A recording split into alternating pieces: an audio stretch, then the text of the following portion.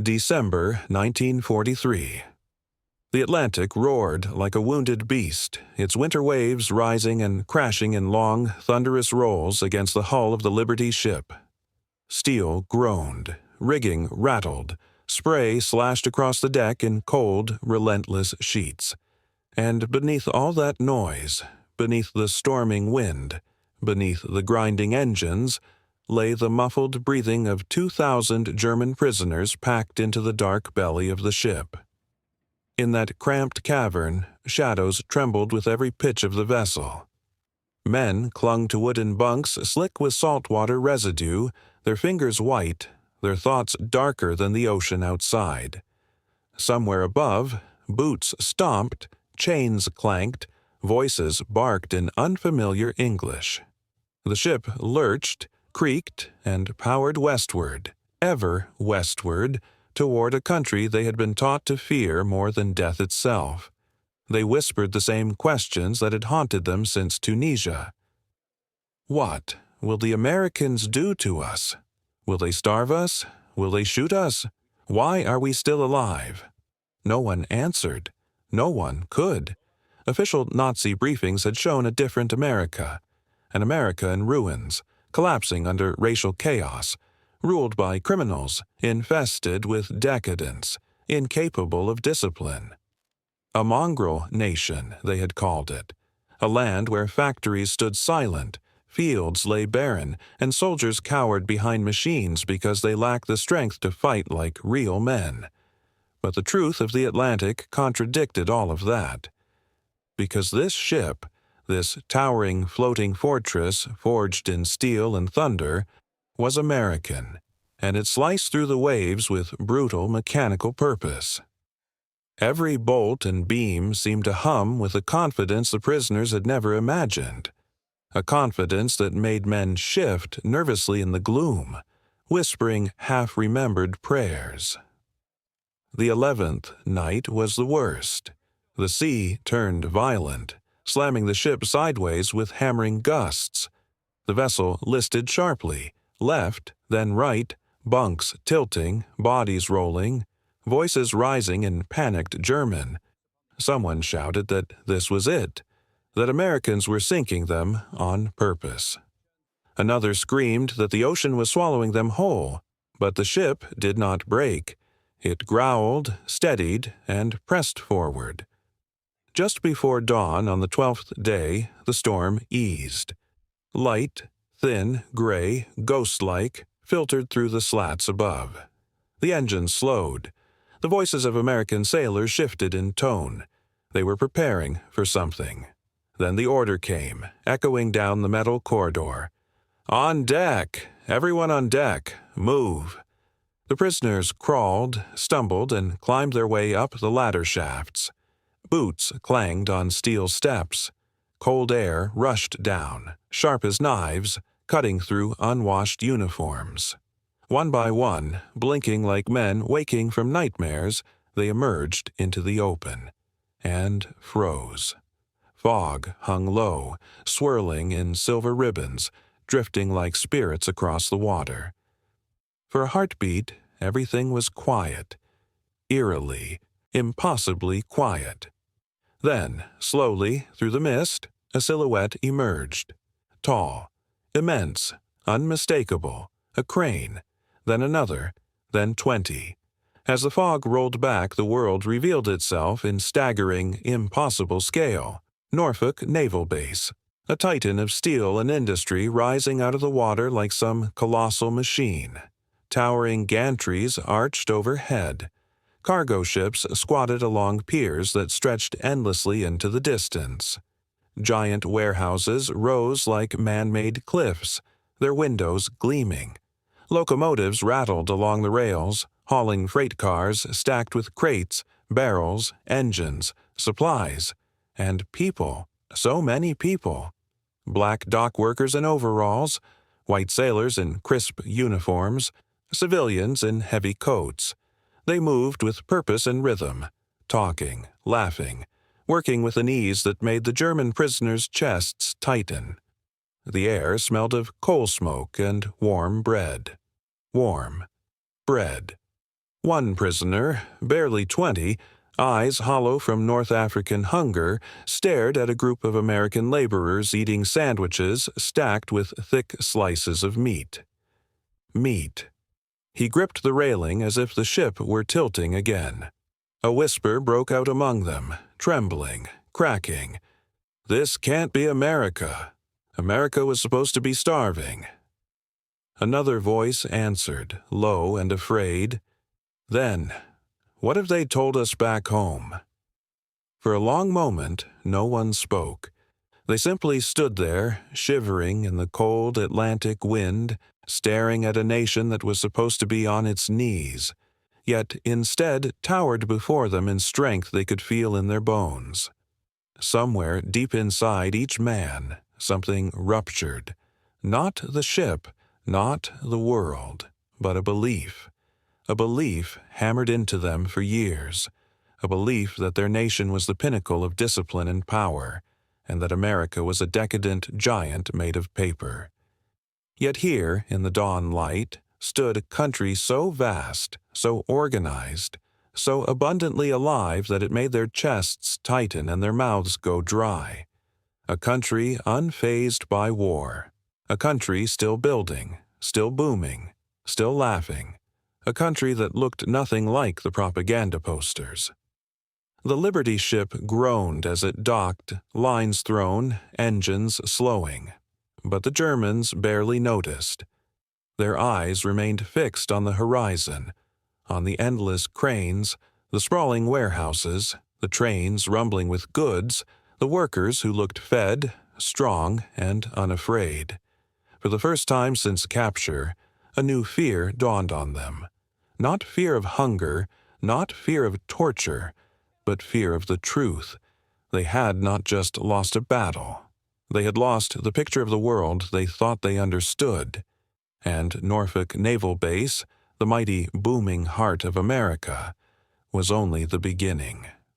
For a long moment the men remained rooted to the deck, staring at the industrial skyline rising before them like some impossible dream.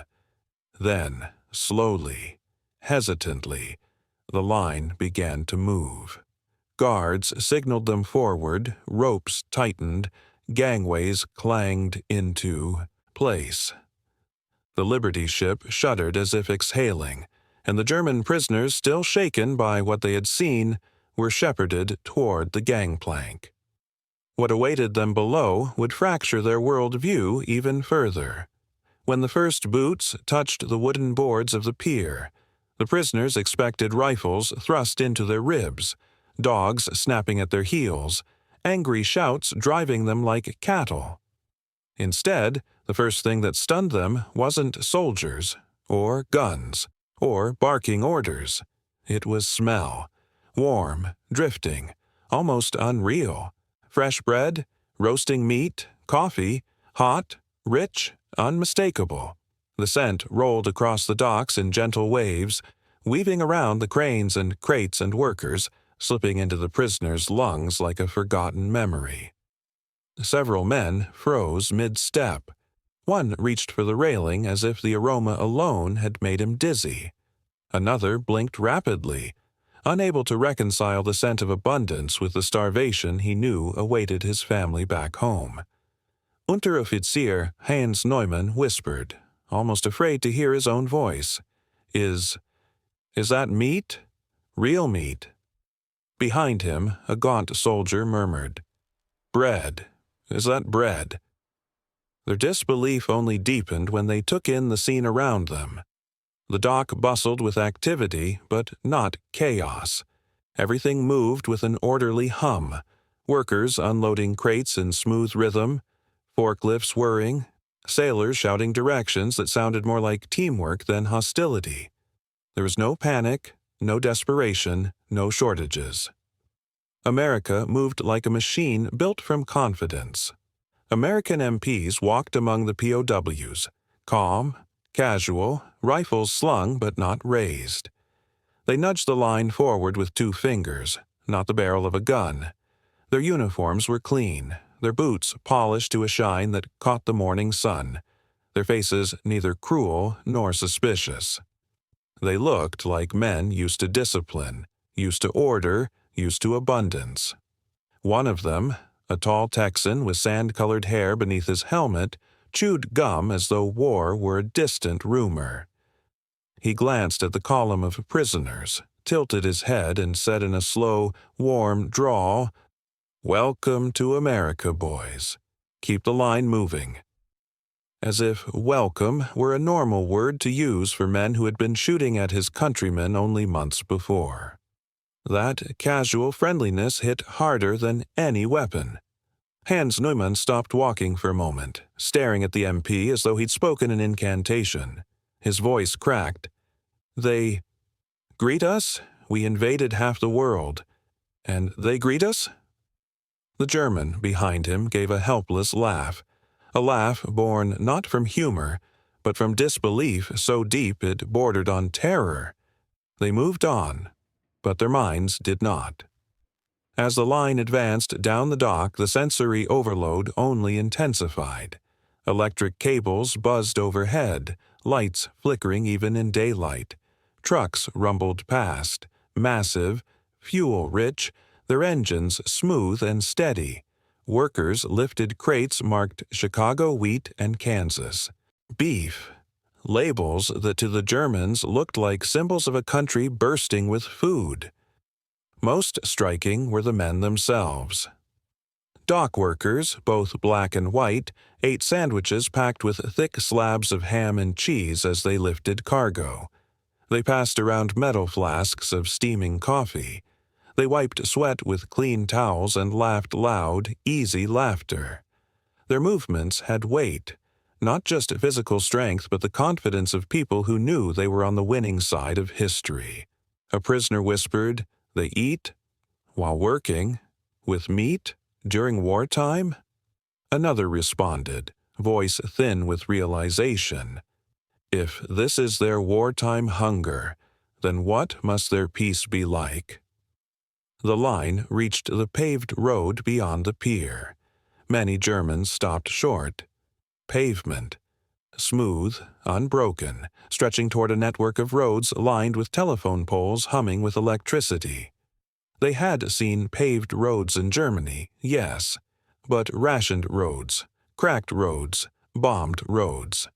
These American roads looked new, untouched, limitless. Trucks rolled by stacked with crates of produce, apples, potatoes, canned goods, so casually that the prisoners felt a twist in their stomachs. Back home, entire towns were hungry. Here, mountains of food traveled as if it were nothing more than firewood. Hans swallowed hard. This is not the America they told us about. A guard heard the whisper and smirked, not mockingly, but knowingly, as if he had heard the same sentence 100 times before. "Keep going," he said gently. "You'll see more." And indeed they did. As they marched toward the processing buildings, they passed rows of warehouses glowing under vast floodlights, casting long shadows across the endless supplies stacked within. In one doorway, a group of sailors drank coffee from tin mugs, steam drifting into the air. Their uniforms were neat, their cheeks were full, their eyes were bright. One POW muttered, voice breaking, "Look at them. They are not starving, not even tired." Another murmured, "They have electricity everywhere, even outside, even in the morning." With every new detail, the propaganda they had been fed cracked further. America wasn't collapsing. America wasn't starving. America wasn't weak. It was something else entirely, something terrifying in its strength, something awe-inspiring in its abundance, something too vast, too orderly, too confident to be dismissed, a country too powerful to hate. The Germans walked on in stunned silence, their eyes wide, their chests tight, as if every step forced them deeper into a truth they were not prepared to face. And as the gates of the processing center loomed ahead, one final thought settled over them like a heavy, undeniable weight. If this was just the dockyard, what would the rest of America be like? The march from the docks to the intake compound felt less like a transfer and more like a slow descent into disbelief. Every step carried the prisoners deeper into a world that contradicted everything they had been told. But disbelief, no matter how overwhelming, does not erase fear. As they approached the wide-windowed building marked receiving and processing, a chill rippled down the line, not from the winter air, but from the collective instinct that whatever humanity they had glimpsed outside might vanish once the doors shut behind them. They braced for the mask to drop. They expected American efficiency to turn sharp, cruel, mechanical. Instead, when the heavy doors swung open and the column stepped inside, what greeted them was not brutality, but order. Real order. Inside the processing facility, order replaced chaos. The room buzzed with structured activity. Long tables lined with medical instruments, Red Cross clerks sitting behind typewriters, interpreters wearing armbands labeled German, nurses in pressed uniforms directing prisoners toward different stations. The air was warm, not suffocating but solid and comforting, a stark contrast to the icy docks outside. A murmur swept through the German column, soft as a shiver. "What is this? It looks like a clinic. No army treats prisoners like this." If the docks had shaken their certainty, this interior shattered the edges. At the first station, an American medic, broad-shouldered, sleeves rolled, glasses slipping down his nose, gestured for the next man to step forward. Prisoner Miller moved with visible dread. His last medical inspection in Germany had been a barked command and a steel rod thrust at his ribs. He flinched as the medic reached toward his face, but the medic did not strike him. Instead, he gently lifted Miller's chin and said, in slow, careful English, "You'll be fine. We take care of wounds here." The prisoner froze. The words hung in the air like a sound he'd forgotten existed. Not simply English, kind English, patient English, human English. It had been years since anyone in any uniform had spoken to him with softness. The medic scanned his chart, nodded sympathetically, and added, "You're dehydrated. We'll get you water soon. Hold still." Miller's eyes glistened. He whispered, barely audible, "Danke." The medic didn't understand the word, but the tone said enough. He gave a brief, warm smile. At the next table, an interpreter asked each prisoner his name, hometown, occupation. His German was accented but clear. "Schmidt, aus Köln," he confirmed, typing steadily. Schmidt stared as the typewriter clacked, astonished that an American clerk was documenting his name with more care than his own officers had shown him during deployment. Another prisoner muttered under his breath, "They treat prisoners like people." But fear is stubborn, and suspicion clings hardest to men who have survived too much. So even as kindness trickled through the room, the Germans scanned every corner for hidden cruelty. They found none.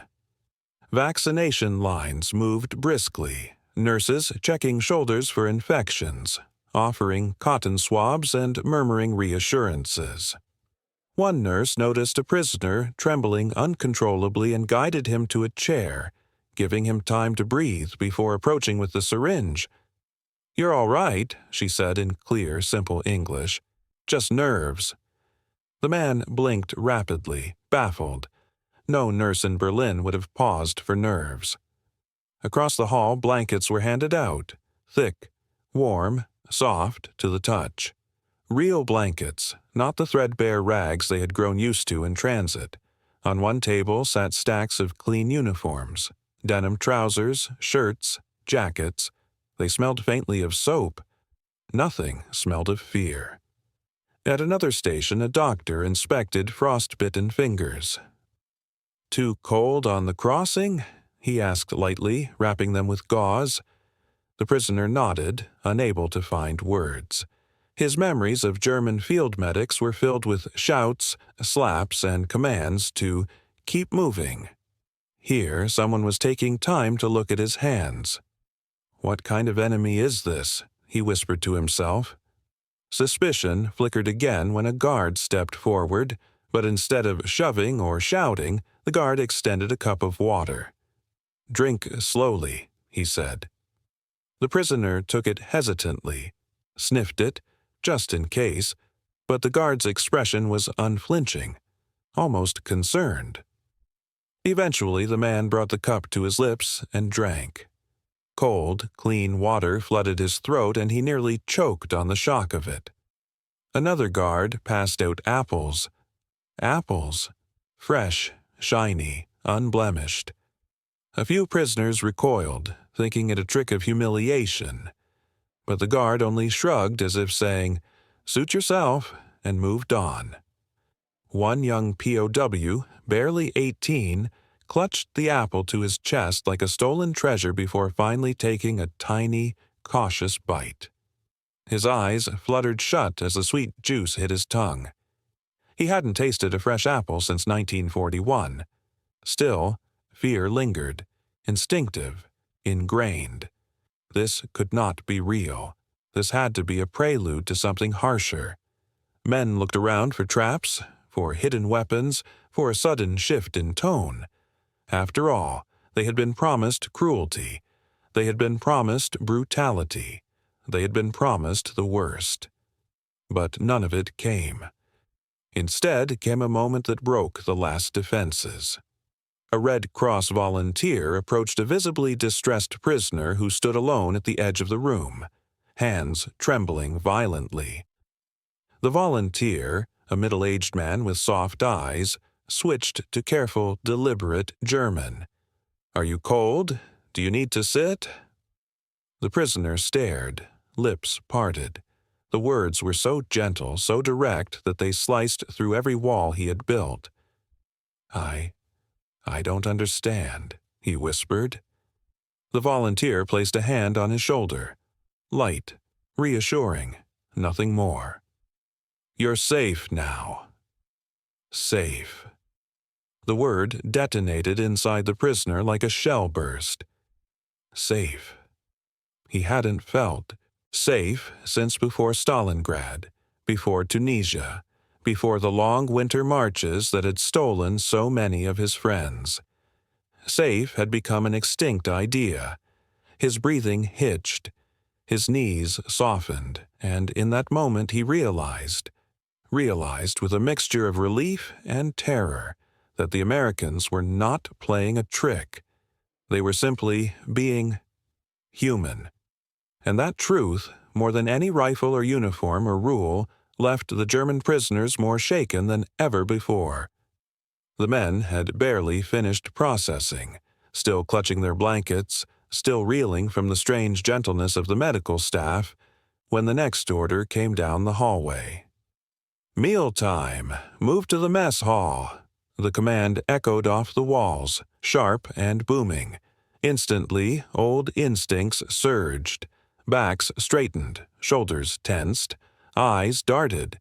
In German camps, such a bark meant humiliation, punishment, or tasteless rations hurled like scraps to animals.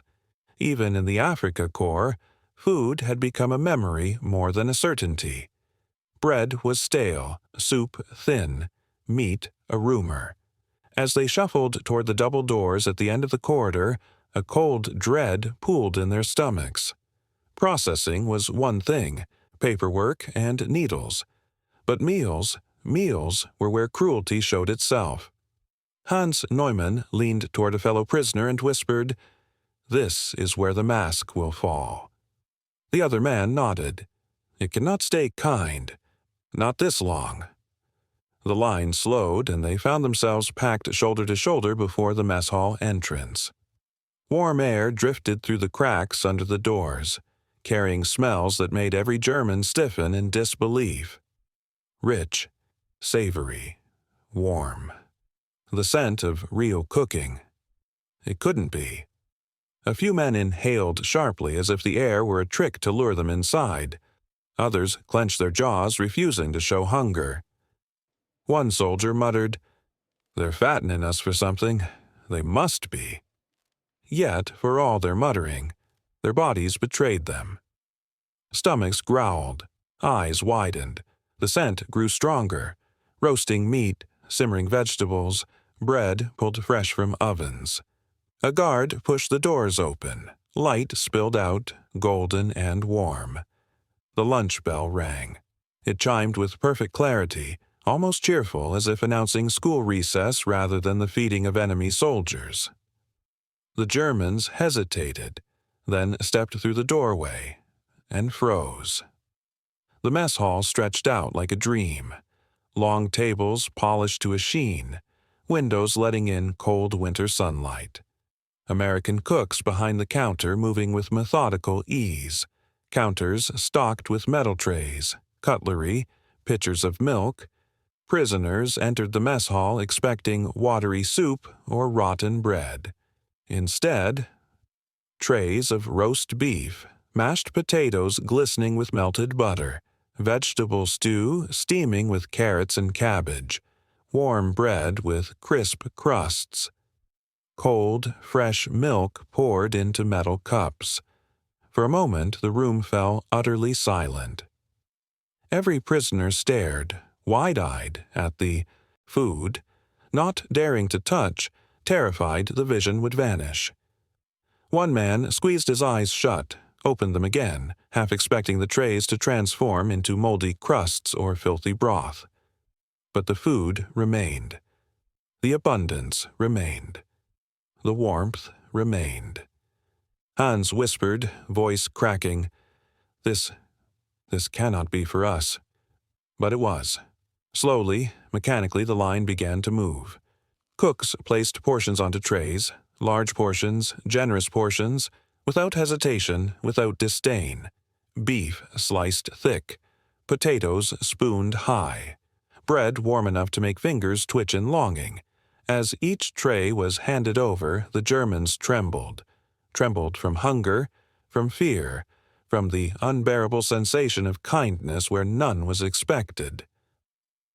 A young prisoner from Hamburg, no more than 20, thin as a scarecrow, reached the head of the line. His face was pale, his lips cracked. His hands shook so hard the cook had to steady the tray before sliding it toward him. "Eat up, son," the cook said with a friendly nod. The boy swallowed hard. His throat tightened. He stepped away, joining the flow of the prisoners moving toward tables. But as soon as he set his tray down, as soon as he saw the food up close, the steam rising, the butter melting, the bread soft beneath his fingers, something inside him shattered. His tin fork clattered against the tray. He began to shake violently, shoulders heaving, breath hitching, and then, in front of everyone, his legs buckled. He collapsed onto his knees, sobbing, his hands gripping the edge of the table as if the world were spinning away from him. "Why?" he cried, voice cracking into raw desperation. "Why? Why would they feed us like this?" The mess hall froze. Chairs stilled. Forks went silent. Breathing halted. Even the American guard stiffened, unsure whether this was an outburst or a breakdown. But the cook, broad-shouldered, red-cheeked, apron stained with grease, stepped out from behind the counter without hesitation. He crouched beside the German boy, one hand braced on his knee, the other gentle on the prisoner's shoulder. His voice was low, steady, carrying a warmth that cut through the stunned silence. "Because you're human, son, and hungry men deserve food." The words seemed to ripple outward through the hall, striking every man like a blow. Not a physical one, a deeper one. A blow to the heart, to the soul, to the lies they'd been fed, to the doctrines they'd swallowed, to the fear that had hardened inside them for years. The prisoner's sobs softened, but tears streamed down his face, dripping onto the floor, mixing with dust and melted snow. Human. The cook had called him human. Not enemy, not prisoner, not German. Human. A murmur spread through the hall, soft, trembling, disbelieving. Men stared at their trays with newfound reverence. Others bowed their heads, overwhelmed. A few raised hands to their faces, wiping away tears that came unbidden. Hans Neumann sat, rigidly, at the nearest table, his pulse pounding in his ears. That single sentence echoed again and again, refusing to leave him. Because you're human. He had heard many things in the war. Orders barked, screams silenced, propaganda shouted from podiums. But he had never heard an enemy say those words. Around him, Americans moved calmly, almost sympathetically. A guard fetched a cup of water for the young Hamburg prisoner. Another steadied a man who looked on the verge of fainting. A third simply stood nearby, hands at ease, offering space rather than intimidation. In that moment, an unspoken truth settled over the room like a quiet, devastating revelation. Their captors were treating them with more dignity than the Reich had shown its own men in years. The boy's sobs eased. The cook patted his shoulder once, firmly, and rose to return to his station. Chairs scraped gently as the prisoners slowly, shakily, lifted their forks. The food was real. The kindness was real. The welcome was real. And as the first bites were taken, carefully, reverently, many of the Germans realized they were tasting not just food, but the first crack of a world view crumbling under the weight of unexpected humanity. The first meal had broken something open inside them, but what followed in the days afterward did something far deeper. It reshaped them. The mess hall incident spread through the camp like a quiet fire. Men whispered about it in the barracks, around work details, even during roll call. They replayed the cook's words in their heads, in their sleep, in their letters home. Some tried to dismiss the moment as an anomaly. Others insisted it was a test. But none could deny that something fundamental had shifted.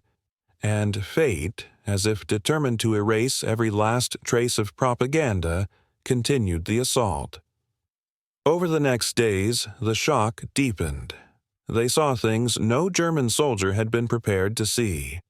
Outside the camp fences, guards leaned against trucks during breaks, laughing, teasing one another with good-natured insults. They played cards, shared cigarettes, talked about baseball. Not a single one spoke with the bitterness or venom Germany had promised America possessed. These were not mongrels, not degenerates, not savages. They were simply men, human, familiar, kind. On supervised outings, the prisoners were driven past American towns, neat rows of houses, white porches, front yards dusted with winter frost. Shops stood open. Churches rang bells. People walked the streets with groceries in their arms, chatting as if the world were not on fire an ocean away. Towns untouched by war. Power lines hummed. Trains ran on schedule. Street lamps glowed at night. It felt like stepping into another world. One where bombs had never fallen, where windows still had glass, where chimneys still smoked with the comforting scent of breakfast. At the camp's edge, German prisoners worked on nearby farms under guard supervision. They stood, stunned at the sight of barns overflowing with hay, cattle herds stretching beyond the horizon, fields planted in perfect rows. Farmers waved from their tractors, wives brought pies to the fence line for the guards, children chased each other between fence posts, squealing with laughter, children playing on sidewalks, laughing, living. For men who had watched their own towns crumble, for men who had seen their siblings duck into air raid shelters night after night, the sight was too much to process. One POW whispered to another as they rode in the back of a military truck, "If my mother could see this, she wouldn't believe such a place exists during war. Even more overwhelming were the factories. They passed one in particular, a plant outside the camp perimeter that produced parts for bombers. Smoke poured from its tall chimneys, but not the harsh, acrid smoke of desperation. This was industrious smoke, purposeful smoke. American workers, men and women, marched in and out wearing clean uniforms, lunch pails swinging from their hands. The assembly lines hummed without pause, machines pounding out metal wings, engines, gears, wheels. An American guard gestured proudly toward the building and said, "This plant produces more in a day than Germany makes in a month." It wasn't bragging, it was fact. And the Germans knew it. Letters became their only release valve.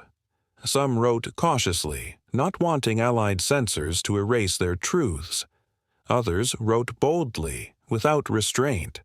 One prisoner wrote to his mother, "We were told America was weak, but it is we who were starving. They feed us as if we were their own sons." Another prisoner, older, a veteran of both Poland and North Africa, confessed in a letter to his wife, "Now I understand why we lost the war, not because they had more guns, but because they had more humanity." The censors blacked out details, places, numbers, military terminology, but they did not touch the sentences about kindness. They let those truths pass through. Day by day, the camp revealed more contradictions. Americans gave prisoners dental care, actual, careful dental care. They provided books, German books. They encouraged the POWs to form orchestras, soccer teams, theater troupes. They allowed them to mail letters home for free. One guard, noticing a young prisoner struggling with English lessons, sat down beside him after shift and helped him translate a paragraph word by word. When the Germans thanked him, he shrugged. "My brother's across the ocean fighting Germans. But you didn't hurt him. You're just trying to get through this war like we are." That kind of nuance, that kind of grace, was unimaginable in the world the Germans came from. But it was normal here. And the normality was the most shocking thing of all. At night, inside the barracks, men lay awake long after lights out. The room smelled of wool blankets and clean uniforms. Not mold, not rot, not fear. In the dimness, voices whispered across bunks, strange confessions, hesitant realizations. What if they are not what we thought? What if we were the ones who were wrong? What if America is not our enemy? Some men rejected the thought outright. Some clung to the Reich's teachings like a lifeline, but others, especially the young, felt truth creeping in like warm air under a door. It was in these quiet, fragile hours that the camp's most repeated phrase was born, a phrase that passed from bunk to bunk, whispered with awe, confusion, and an ache that none could fully articulate. This can't be America. But every day proved otherwise. This was America, a nation powerful enough to wage war, yet confident enough to show mercy. A nation rich enough to feed its own, yet moral enough to feed its captives. A nation at the height of its strength, yet humble enough to treat its enemies like men. And for the German prisoners who had come expecting darkness, cruelty, and despair, that truth did not merely surprise them. It changed them. Forever. The shift inside the prisoners did not happen all at once. It was slow, quiet, like thawing ice. But by the time a week had passed, the Germans no longer looked at America with fear alone. They looked with something far more complicated: awe, confusion, and a reluctant respect that kept growing day after day. The kindness had broken them open. The abundance had humbled them. But what came next transformed them. For as they settled into the rhythms of camp life, as they watched how America fought this war, not only with weapons, but with character, they began to understand something deeper, something almost philosophical. The realization was not spoken aloud at first. It lived in glances, in long silences, in the way prisoners lingered at fences watching American life unfold. And then, slowly, it took shape. The German prisoners who had crossed an ocean believing they were marching into the jaws of savagery now found themselves confronted with a truth far stranger than cruelty. America was a great industrial power, but it was also a great moral power. They had seen the factories, yes. They had seen the endless trains, the roaring trucks, the overflowing farms. They had seen a nation that could outproduce the world 100 times over. Yet what struck them most was not America's might. It was its mercy. A captured enemy expecting to be beaten was instead offered blankets. A starving boy expecting to be mocked was instead fed warm bread. Men who had lost everything were treated, without hesitation, like human beings. Hans Neumann said it best one evening as he leaned against his bunk, staring at the ceiling. They do not treat us with softness. They treat us with dignity. There is a difference. The camp was surrounded by barbed wire, but the Germans had never felt less imprisoned. And for the first time since the war began, they allowed themselves to wonder, what kind of nation fights like this? Their answer came not from lectures or propaganda, but from observation, from the rhythms of American life around them. They saw guards head off for double shifts after long nights. They saw young women in factory uniforms boarding buses at dawn, lunch pails in hand, laughing through exhaustion. They saw men return home from farms with mud on their boots and pride in their posture. No one complained. No one hesitated. Everyone contributed. It was a nation stitched together by sacrifice, willing sacrifice. The prisoners began to understand that America's strength came not only from its machines, but from its people, from a generation that believed in something larger than themselves. A generation later called the Greatest Generation. Farmers rationed willingly, sending their crops across the ocean to feed armies and civilians alike. Women built bombers, riveted steel, welded ships in yards that never slept. Children collected scrap metal, rubber, and newspapers for the war effort. Families saved cooking grease, patched clothes, planted victory gardens. And through it all, the nation never lost its humanity. One guard, overhearing a POW marvel at the size of American food rations, simply said, "Well, if we can't feed our prisoners, then what on earth are we fighting for?" That sentence struck the Germans harder than any weapon. One evening, as the sun painted the Texas sky in streaks of orange and gold, a narrator-like voice seemed to settle over the barracks, a truth the men felt in their bones before anyone spoke it aloud. They won not by hatred, but by humanity. That was the secret. That was the weapon Germany had never possessed. As the days passed, the German prisoners began comparing what they saw in America with what they remembered from home. And the comparison was devastating. America in the 1940s was united, brutally focused, morally steady. Neighbors helped neighbors. Communities held together. Everyone, regardless of race, wealth, or birthplace, was asked to sacrifice something for the country. Germany, in contrast, was a landscape of ruins, hunger, suspicion, and fear. But the comparison did not stop there. Even the prisoners sensed it, an invisible line stretching from 1940s America to the America they imagined existed decades later.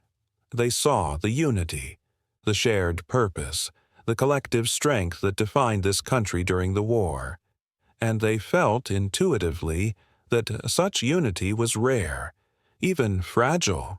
Had modern America, whatever it would become, kept all of this, or had it drifted from the moral power that once fed its enemies? The question lingered in the silence. It lingered in the night air. It lingered in the prisoners' letters, though they never wrote it outright. And perhaps it is the narrator's voice, soft, reflective, almost prayer-like, that answers what the prisoners could not. Stories like this remind us who we once were, and who we can still become. The Germans didn't know American politics.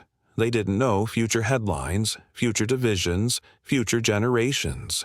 But they did know this.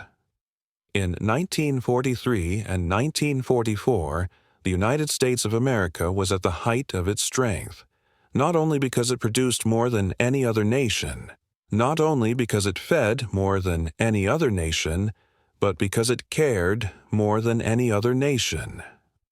Men who had been taught to hate America now found themselves whispering confessions in the dark. I think we were wrong. And as they drifted to sleep under warm blankets, their stomachs full for the first time in years, they felt something they had not felt since childhood. Not safety, not hope, something even rarer. Respect for their captors, for their enemy, for a nation whose kindness, not its firepower, had undone them. And in that respect, quiet, unexpected, deeply human, lay the beginning of transformation. The German prisoners did not realize it at first, but something profound had settled into them by the time winter turned to spring in 1945. The fear that once clung to their every thought had faded. The suspicion that once shadowed every American gesture had dissolved, and the gratitude, slow, quiet, reluctant at first, had grown into something deep, steady, and abiding. They no longer lived as men who expected cruelty. They lived as men who had witnessed humanity. And that alone changed everything. By the summer of 1946, the war was long over. The Nuremberg trials had begun. Cities in Germany lay broken, hungry, exhausted. And now, after years inside the calm order of American camps, the POWs received new orders. Prepare to return home. The announcement struck the men with a force they didn't expect. They should have celebrated freedom, home, Europe, the chance to rebuild their lives. But instead, a strange heaviness fell over the barracks, a silence thick enough to press on the lungs. Some sat on their bunks staring at the floor. Some folded and refolded their uniforms. Others simply walked the perimeter fence one last time, hands brushing the wire that had confined them, yet also sheltered them. Heinz Neumann leaned against a post and murmured, "I should be happy, but I am afraid." Not afraid of punishment, not afraid of Germany, but afraid of leaving a place where dignity had become normal. The America they had seen was not the monster of propaganda. It was something gentler, something steadier, something worth admiring. And now they had to say goodbye to it. On their last morning at Camp Hearn, the prisoners lined up in the yard as the American flag rippled gently overhead. The air smelled of dust, fresh-cut grass, and breakfast drifting from the mess hall. Eggs and bacon they would not eat today, because today they would be traveling. A guard named Thompson, who had taught several POWs how to swing a baseball bat, stepped forward awkwardly. "Well, you boys take care of yourselves back. Home," he said. "War's over now." He held out his hand. Hans stared at it for a moment, hesitating, disbelieving, then grasped it firmly. "Thank you," Hans said softly, "for everything." Other guards followed. There were handshakes, claps on the shoulder, a few lingering smiles, even a couple of awkward hugs.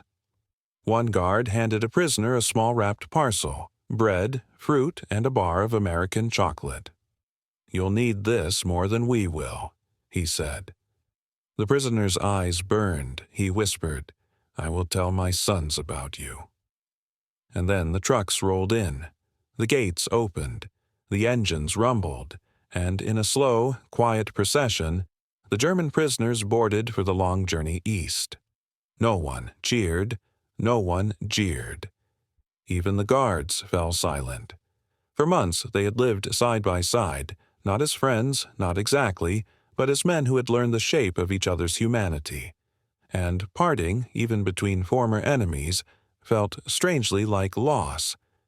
The convoy moved across Texas, passing the same small towns that had once astonished the POWs with their peaceful streets and tidy porches.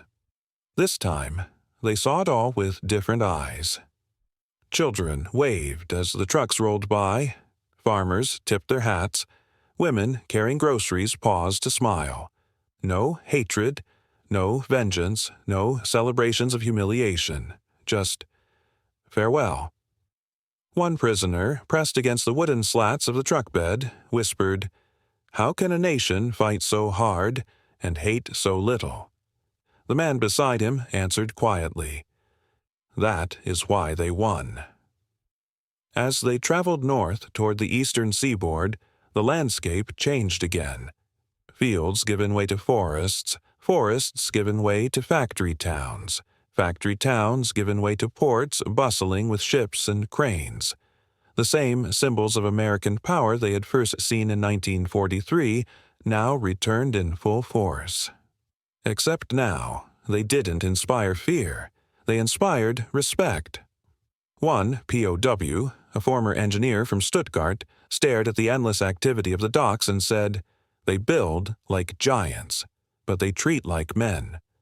The POWs were loaded aboard a transport ship, another Liberty ship, but this time bright with fresh paint and humming with peacetime calm. The guards lined the pier, not with rifles aimed, but with hands raised in simple farewell. The ship eased away from the dock. The water churned. The distance grew. And then something unexpected happened. German prisoners, dozens at first, then hundreds, lined the railings as America slipped slowly out of view. They watched in silence as the shoreline receded, as cranes blurred into gray silhouettes, as the final line of land thinned into a distant, wavering horizon. For many, the weight in their chest felt heavier than it had when they fled their ruined homes. Hans Neumann placed a hand on the cold railing and whispered, "I came as a prisoner. I leave as a witness." A witness to kindness, to strength without cruelty, to compassion without weakness, to a version of America that felt almost mythical. Behind him, other voices murmured similar sentiments. "I will tell them. I will not let them forget. My children will know the truth." It was not loyalty, it was gratitude. Gratitude that a nation capable of crushing them had instead chosen to lift them. When the ship docked in Europe, the prisoners stepped into a different world altogether. Everything smelled of smoke, rubble, and hunger. Cities lay broken, families scattered, streets cracked, homes flattened. Some were greeted by wives who had grown thin with worry. Some were greeted by silence. No family left. Some had no home to return to at all. Amid the devastation, their memories of America became sharper, brighter, almost painfully vivid. One man told his sister, standing beside the ruins of their childhood home, "They fed us every day, even when we were their enemies." Another told a neighbor, "They treated me better than the Reich ever did." Mothers wept, wives stared, old men shook their heads in disbelief. No one had expected stories like these. The greatest surprise of all was what happened next. How those stories spread. From village to village, from family to family, from Germany to Austria to Italy. Tales of American mercy traveled faster than any political message, and they helped rebuild something even harder to restore than buildings. They helped rebuild trust. Years passed. The world moved on. But the memories endured. German veterans who had once feared America now sent letters of thanks across the ocean. Some returned to visit the camps where they had been held, walking the grounds not as prisoners but as free men seeking closure. Some even emigrated to America years later, drawn by the very qualities that had astonished them in captivity. They became factory workers, farmers, shopkeepers, husbands, fathers. Their children grew up reciting the Pledge of Allegiance. Their grandchildren fought under the American flag in later wars. And through it all, one truth remained. The kindness the POWs received had become a seed, a quiet, stubborn seed of gratitude that sprouted across generations. Even today, descendants of those prisoners leave comments, write emails, visit historical sites, saying, "If not for America, my grandfather would have died. I never knew the enemy could show such mercy. My family's story exists because of your country." The legacy of that kindness did not fade. It did not weaken. It grew, stronger with each retelling, clearer with each decade, more precious as the world grew more complicated. And so the story closes not on a battlefield, not in a camp, not with the roar of guns or the signing of treaties, but with the quiet truth spoken by those who lived it. They thought America was weak, but the truth was simple. America was strong enough to be kind. Kindness, the rarest strength, the quietest courage, the most enduring victory. And, in the end, compassion proved to be the most powerful weapon of all, because wars end, empires fall, nations rise and fracture and rise again, but the memory of mercy, that lives forever.